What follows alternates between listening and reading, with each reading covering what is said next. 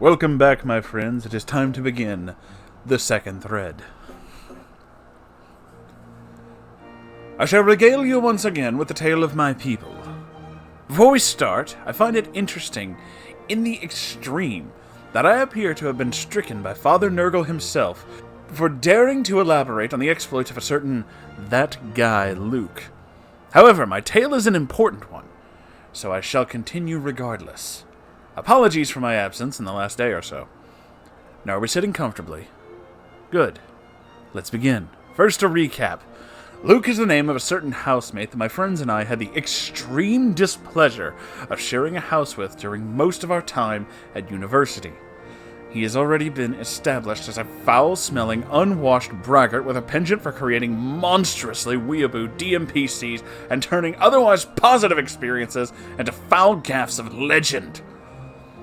I was surprised to discover that you gentlemen had not heard many tales about one that guy, but I guess he was a fairly rare person after all. Despite his being a mess of a human being with the personal hygiene habits that would disgust a troll, Luke was training to be a doctor. He had access to undefined fortune given to him by his thoroughly nice, if embarrassed, parents, and he flaunted this whenever he could. And now, on with the story. So our first year in the house had come to an end. Nardia was going to be spending his next year of study in London, which meant he was moving out. Therefore, it was time to find a new housemate. Fortunately, one was at hand. Tolls from last night, whom from here on shall be referred to as Cirque. Again, he'll understand. He's looking for a new house, preferably one with a larger room than the box that he'd been staying in. Seemed like a natural choice. At the time, I managed to agree with Luke that it was high time that we swapped the room assignments around. A change is as good as a rest. After all. Case Study 3B, being a case study of that guy interacting with a landlord and fellow tenants. The agreement sank in, and I let it lay for the next month or so, until Nardia's time with the house was just about up.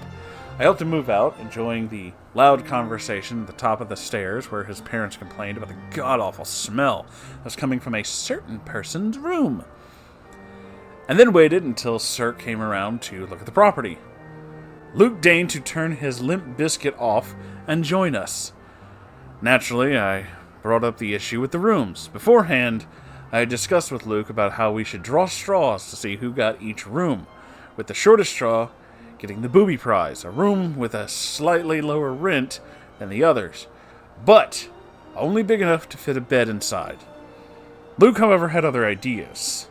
Once again, he showed us that god-awful grin, teeth completely green now, blackened gums with bright red swollen bits. I'm a fairly strong-stomached man, but I confess I had to lean back at the smell of his breath, like he'd been eating roadkill recently. He informed us cheerfully that he was taking the largest room in the house, and there was nothing that anyone could do about it. Being the savvy people that we are, we went to get a copy of the contract, which, oddly enough, we thought at the time, but realizing our salvation at that moment, stated that the landlord actually had final say in running of the household, which we reasoned was grounds enough for moving Luke into one of the smaller rooms, or at least having a fair draw. Luke would only give us wild, bloodshot grin when we suggested this. We decided that he was bluffing due to his persistent superiority complex. This, of course, was a man who claimed that he had once been commissioned by the Secret Service to test their security systems. Such was his hacking skill! They hadn't paid him for this work, interestingly enough. In any case, we thought that we'd have a good chance with the landlord, since he and Luke had been rather chilly since he found out that he had started shifting his rubbish out the window and into the back garden. In short, we were wrong. When we approached the landlord, he told us with pained expression that he could do no such thing. "I'm sorry," he said, "but I got a letter the other day from his family lawyer. I can't do a thing until we're done with this." As it turned out, most landlords in the area write their own contracts, which are checked over briefly before being okayed. Luke had gone as far as to have his family lawyer scour the contract for inconsistencies, and, being an actual lawyer, had found grounds to contest the contract and force a change in its wording. When we got back, the shit-eating grin and roiling sweaty face confirmed. He had spent large amounts of his parents' money to ensure that he got to pick which room he wanted and that he couldn't be evicted by the landlord for his machinations. We had been trolled. With our fury only matched by the viscosity of his breath as it left his lungs, we were legally forced to accept defeat. In the interest of fairness, Cirque and I drew straws for the remaining rooms. I pulled the short straw, moved into the box room. The only consolation was months later when we saw his parents. The drawn, apologetic look on their faces spoke volumes. And so life went on. Mice were purged. We built a furnace in the back garden to incinerate the less toxic rubbish rather than let the bin overfill, and eventually we started shifting more toxic rubbish out into the shed or into other people's bins to avoid being infected. I didn't get away unscathed, but this is not the time or place to talk about infection. Safe to say, the next few months of my life were agonizing as well as underwhelming. Time passed. Deck status? Pretty good. I had successfully managed to keep my more prized decks hidden away from Luke's greasy touch with the use of decoy ones, left in my normal hiding places for him to find. I confronted him on this issue, to which I got an angry reply. So what if I want to play with a different deck every once in a while? It's not like you're using them at the time. Besides, I let you mind if I want to. Sticking is not even my fault. I shaved my palm last week. Make of that what you will. Eventually, he agreed to a deal. We would stop ridiculing his hairy palms in public if he would wear a pair of pink marigolds whenever he used someone else's deck.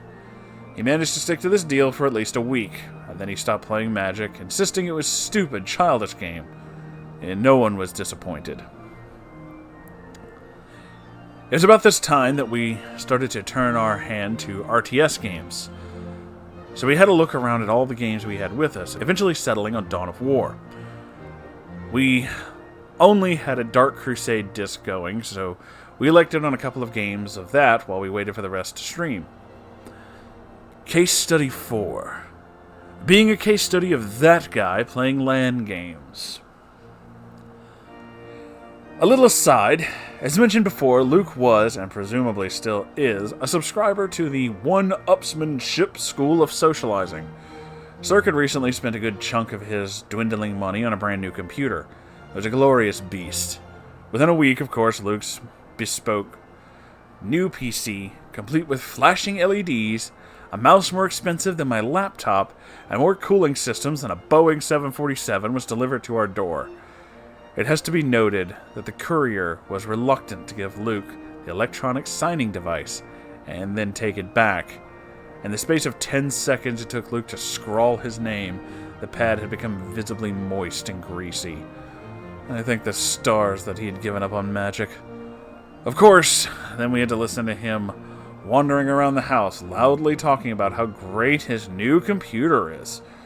I ended up taking the brunt of this, having no real space in my room to hide. Regular showering was barely enough to fight off the lingering smell that this caused my skin and clothes. After setting up his PC, we were challenged to a game of Dawn of War, Luke proclaiming himself a master of RTS games, citing his victory at a Korean StarCraft tournament as proof. Allegedly, he'd been disqualified because they didn't find out that he was not Korean until after he'd won the final round. So with that in mind, we started the computer up, linked them, and got playing. Cirque and I choose Tau, and Luke, Necron. We play for a good 15 minutes, myself initializing a rush and then pulling back to allow the game to continue for as long as possible, Cirque and Luke turtling. I noticed that Luke had captured no objectives at this point, and put it down to him probably not knowing how the game worked. The turtling continued for another half an hour before Luke made a sensible suggestion. Pizza! Haha! This was ordered post-haste, and then we continued the game. And we're going to find out what happens in that game in the next episode. Thank you all for watching. If you have a story that you'd like to send me for me to read, you can do that by going to r/Moonhorse Stories and posting it there. I check it every day, so I will see it. And if you'd like to keep the lights on in this place so we can keep doing things like this, you can do that by donating to Patreon or buying stuff from the merch store. Or you can do both if you're really into both. I mean, that's just up to you. Anyway, I'll see you guys in the next episode. I love you all, and goodbye!